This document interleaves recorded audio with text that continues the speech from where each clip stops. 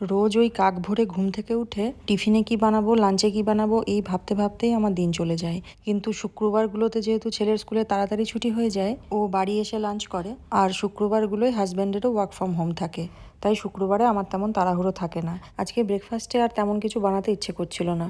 ভাবলাম সেই ছোটোবেলায় খেতাম মিষ্টি পরোটা, সেটাই আজকে বানাবো। আটার মধ্যে নুন আর একটু বেশি করে চিনি দিয়েছি, আর তার সঙ্গে ময়ানের জন্য সাদা তেল দিয়েছি। এবার পরোটার ভেতরে একটু চিনি আর তার সঙ্গে মিল্ক পাউডার দিয়ে দেবো।